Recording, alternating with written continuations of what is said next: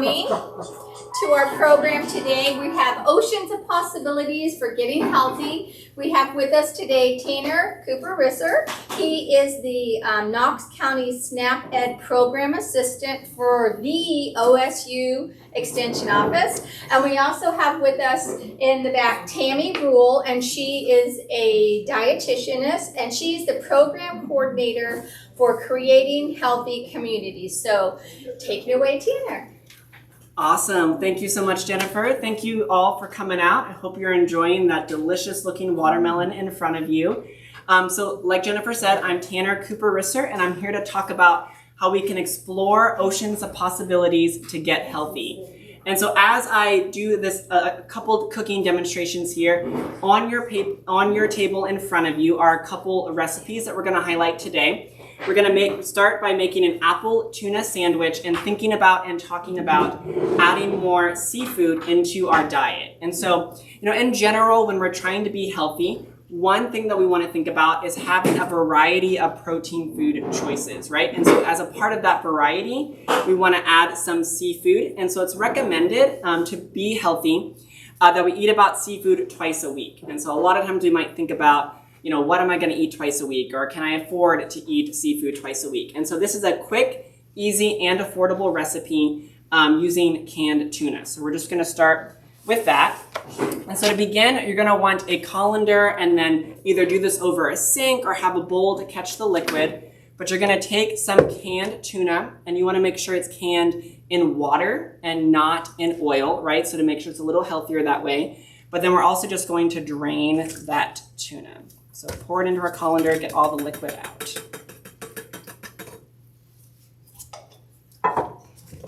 Shake it around a little bit. If you're doing this over a sink, you can also rinse it off too to make sure you get any added sodium off of that. We really want to watch how much sodium we're consuming. And so tuna is a nice low-fat, healthy option. And so it can be a great way to add seafood and get some of your protein in. So we're going to add that into the bowl. We're going to mix everything in.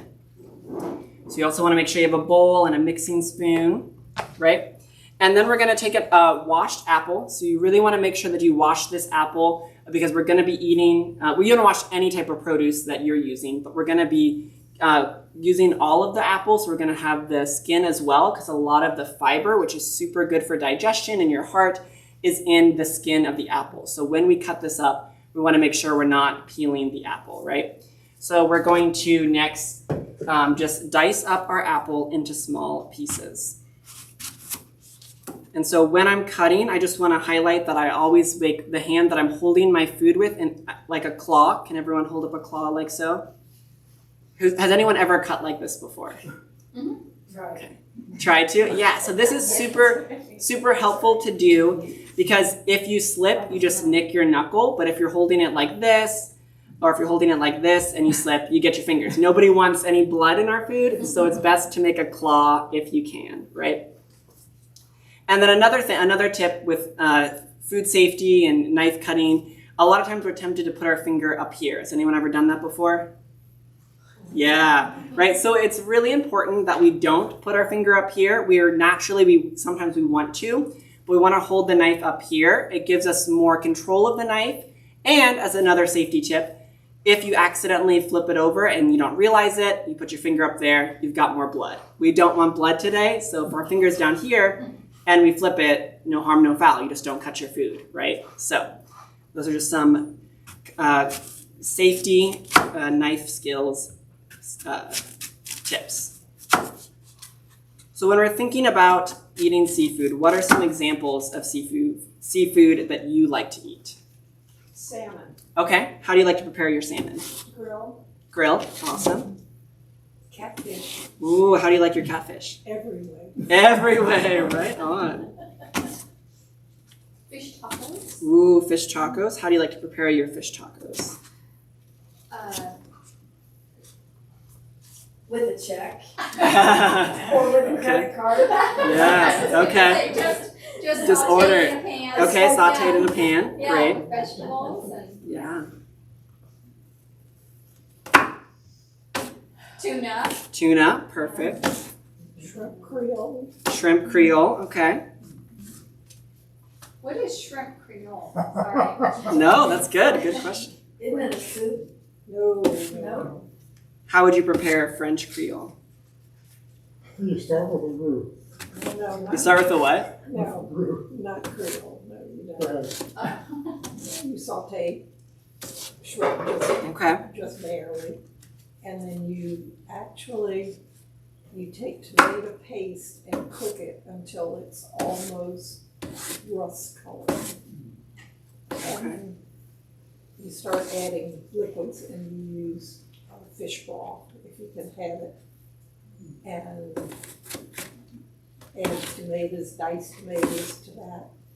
And then I use generally fish or shrimp bouillon if I can, if you don't have the actual bouillon, shrimp bouillon. And you just start adding liquids and let it cook all day. So is it more soup based? Is that Throw on top of It's rice. kind of between the soup, it's more like a stew. a stew? Yeah. Yeah. Okay. It's not, Friday. it's The not, thicker it is, the better it is. Okay. Okay. it's not real thin, but it's not real thick Okay. either. And you serve it over rice and then lots of shrimp. Mhm. But then you family a favor, take the tails off before you serve. Before you serve. Okay. Awesome. So now that we've cut up our apple, thank you all for sharing. We've added our apple to our tuna. So you can see these are kind of, depends on how much of the apple you want to chew, but this is the average size that I would go for with our apple. And next we're going to add some yogurt, right? So in a lot of times when you think about making a tuna dish, you think about mayonnaise, or maybe you think about sour cream. Instead of using those items, we're going to use some yogurt. In fact, I like to use vanilla yogurt. You can use whatever, you can use plain yogurt too, but to add a little bit of a sweet flavor, I like to use vanilla yogurt, but I'm also using fat-free and no added sugar. So when we're thinking about our yogurt, we want to watch how much fat is in our sugar. So I choose low fat or fat-free with my yogurt. And we also want to watch how much sugar is in it as well too. So I always check to make sure there's no added sugar. So today we've got a no added sugar, no fat vanilla yogurt. So I'm taking about a half cup of that. And so with this, we're not baking, so I do a kind of a heaping half cup, but so you don't have to make sure it's exact. It's just whatever works for you. And again, that's in place of a lot of your typical mayonnaise and mustard and sour cream. And we're just gonna mix that in together. And when you're using yogurt instead of sour cream, you're getting a lot more calcium, which is good for helping prevent osteoporosis, to have strong bones. You're also getting a lot of protein that you're not gonna get from the sour cream or from the mayonnaise. So a lot of just great health benefits along with the tuna and the apple that we've added so far. So really mix that in there. And if you like a little bit of the mustard flavor, you can get some mustard and add about a teaspoon of mustard, not a lot, just a little bit, but we're not doing that today. We're leaving that out, so that helps reduce some of that sodium content, but that is an item you can add to this. And then if you want, you can, just to make it a little bit more sweet, we're gonna add a little bit of honey, not a lot, just a teaspoon. So honey is a natural sugar, so it's better than a lot of your other sugars out there, but it's still a sugar. I do wanna remind us that. So if you're watching how much sugar you consume, you wanna think about that before adding in the honey. So we will add it in today, but again, we just want a little teaspoon of it, not a lot. And so in front of you, you have some brochures about the local farmers markets. There's one in Fredericktown and one in Mount Vernon. We have tons of great incentive programs to help get different fruits and vegetables. Those brochures also tell you what items are in season each month, which is a great way to save money when you're thinking about what fruits or veggies you want to add to dishes like this. And the market is also a great place to get local honey too. So if you're going to use honey, if you get it local to where you live, it can also help with your allergies. So just a great tip there, that if you're getting honey, it's great to get it local. So we're just going to add a teaspoon of honey to this.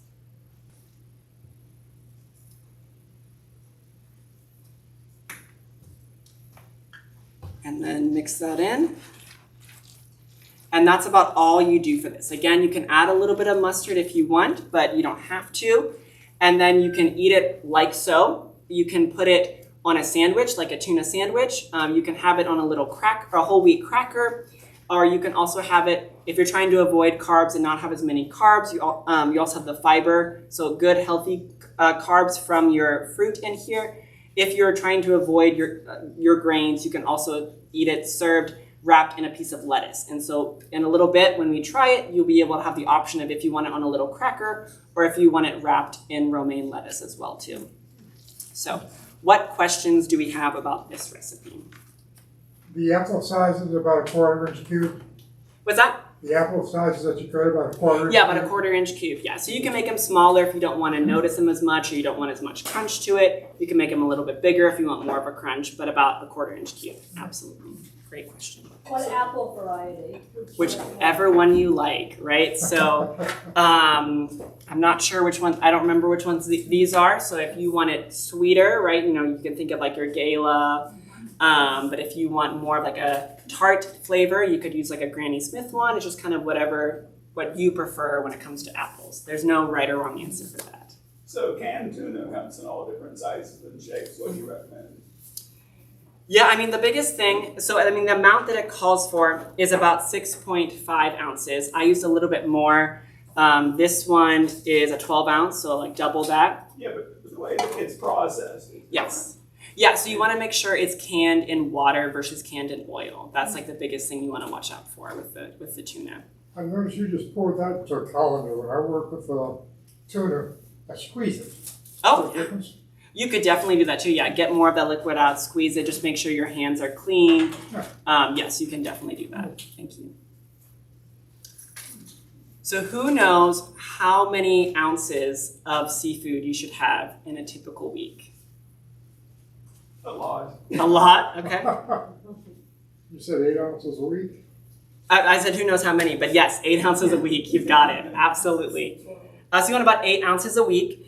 And so a drained can of tuna is about 3 to 4 ounces, right? So the whole drained can, roughly, if you'd eat the whole thing. So in this case, it would be 12 ounces, but you're not going to eat all of that. And so or you could be, but probably not in one sitting. So just, think about how many ounces you're getting every time you enjoy and enjoy tuna or seafood. And so one of the big reasons why you want to incorporate seafood into your diet, along with it being a healthy source of protein, it also gives you omega-3 fatty acids, which are really good for your heart. They're a healthy fat. But sometimes we don't like seafood or we can't have seafood for different reasons. And there are other ways to get omega-3 fatty acids, such as from nuts and seeds. So for our next recipe that I'm going to demonstrate, we're going to make no-bake peanut butter bites. Half of them are going to be made with peanut butter. Half of them are going to be made with sun butter. Who here knows what sun butter is made out of? Sunflower? Sunflower seeds, you got it. So this is another way to get some healthy protein in, to get some of those omega-3 fatty acids, but it's a plant-based way as well too. So if you're trying to eat less meat or you don't eat seafood, this is another great way to get those omega-3 fatty acids. So we're gonna move this to the side and transition to that. Tanner, I forgot Yes. to ask, I did have a question about the tuna. Absolutely. So there's white tuna or the light tuna, and then there's white tuna. Which would you recommend and why? That's a great question that I unfortunately don't know the answer to. I normally end up getting the light tuna, but I've not really had a reason for that. That's just what I've found. Tammy, do you have anything to add to that white versus light? I don't. I just know, I was kind of looking at what the difference would be. The albacore tuna, I know from working with women, infants and children, or pregnant women, Yes. we don't recommend the albacore for them because it could have more mercury in it. Yes. So that would be the only recommendation. So it says when comparing the flavor, white tuna is milder than light tuna. So maybe if you have someone who really doesn't prefer the taste of fish, you might go with the white tuna. Unlike white tuna also contains more white fish. On the other hand, light tuna comes from more dark fish. Normally light tuna comes from yellowfin tuna or skipjack. That's what it says. Great question. Thank you for that. I've got a question for the seafood again. Yeah, absolutely. We look for seafood primarily for the omega-3. Mhm. You can fix it a number of ways, fry, grill, broil, whatever. Yeah. What's your preferred method to maintain the highest levels? Yeah, so grilled would be best. Anytime you like fry it, you're adding more of the saturated fat to that, and that's not as good for your heart. So broiling it, grilling it would be good options. Frying it, breading it, we want to try to avoid as much as possible. That was a great question. Thank you. All right, so next we're going to move into the no-bake peanut butter bites or sun butter bites. These are a favorite one of mine to make. If there are kids in your lives, it's a great one for kids. A nice way to sneak in some beans for them. So again, it's high in protein. It's also high in fiber, which is good for your digestion, good for your blood pressure, good for your heart. All great things. And so to make this, we're going to start with our beans. So we're going to add about 1 can of white beans. So you can use any color beans, but the white beans kind of are hidden if you use white. So you can use Great Northern, you can use cannellini. And then my favorite part is you have to mash this up. So obviously you can use a potato masher if you want, or a fork. Personally, I like to use my fists. So as you saw, I put on new gloves. And this is a great activity to do with kids in your life and to invite them to punch it down, to squeeze it, or if you're just super stressed out sometime, just pour drain the beans, rinse them off with warm running water, and then when you put them in the bowl, just really mash them down. That's kind of like working dough, isn't it? Exactly, like working dough, you can squeeze it. So like if you're having a really stressful day, like people lost power, trees fell down, you're like, oh, I'm so angry, I'm so anxious. Just take some beans and mash them up. So you really want to make it so you don't see the beans anymore. So you want to make sure they're really mashed up. And again, when we're thinking about protein, getting different types of protein is key. Most Americans don't struggle getting enough protein. In fact, most Americans get too much protein. So we want to think more about where we're getting our protein from. So getting it from beans, getting it from nuts and seeds and seafood are all great avenues for that. Really want to mash that up. This is also great to add into another way to prepare your tuna, right? So if you want to add in more fiber, you can add that to your tuna mixture, and it kind of replaces some of that mayonnaise feeling as well. So what are those white beans? These are white beans, yeah. And how did you prepare them before you started doing this? So they were canned beans, and so just drain them, rinse them off. Yeah, so you could get dried white beans and you let them soak for 24 hours and you cook them, but that's a much longer process. So it's sometimes they're more affordable that way, but the canned is still is also pretty affordable. And that way, when they're canned, they're already cooked. So all you have to do is drain the liquid, rinse them off, and put them in a bowl to mash. Get new gloves. You don't have the recipe memorized, huh? Yeah, I'm doing not quite. I know what to put in it, but the measurements aren't always exactly right. So for this, again, we're going to add some honey. And so with the honey, it's best if you can get it local, but it's still a sugar, right? So we want to keep in mind that when we're adding honey to this, even though it's more of a natural sugar, it's still something we want to be aware of. So this time we're going to add about 1/4 of a cup of honey, so a little bit more with this one.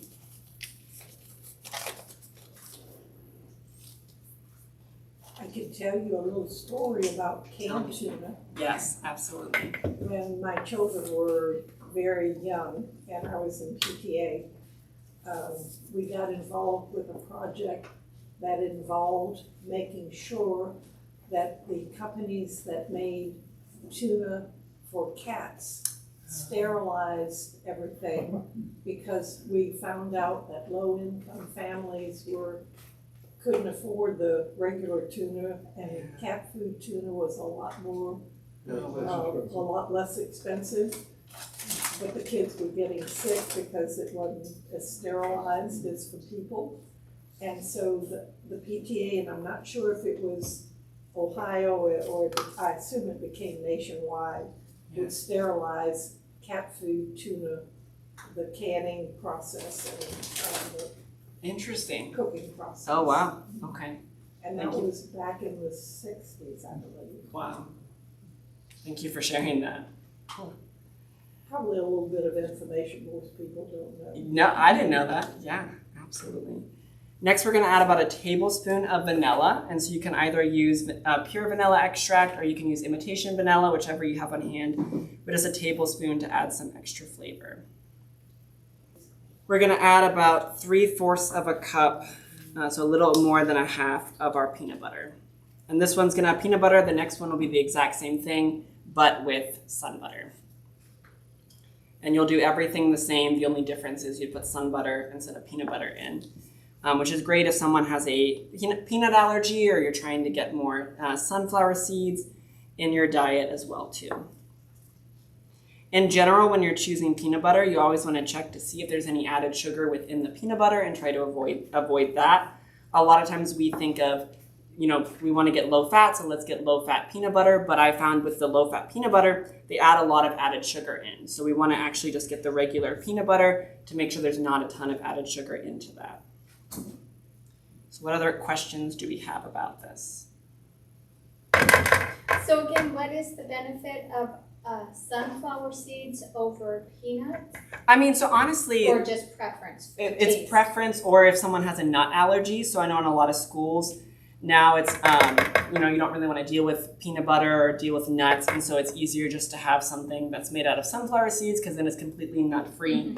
But also I do know that if you or someone has diverticulitis, you're supposed to avoid things with seeds. So in that case, peanut butter, I believe, would be a better option for you than the sun butter. Great question. But yeah, it's more about a matter of preference and or allergies at that point. And then, last but not least, to kind of hold everything together, you're just gonna add some oats. You can use rolled oats, old-fashioned oats, any type of oats you like. Oats are a great healthy option because they're always gonna be a whole grain. And you want about 1.5 cups of our oats. And so if you're using old-fashioned, they're going to be bigger, and so you're going to notice it more. If you're using the quick oats, they're smaller, as you can see, so they kind of blend in more with it.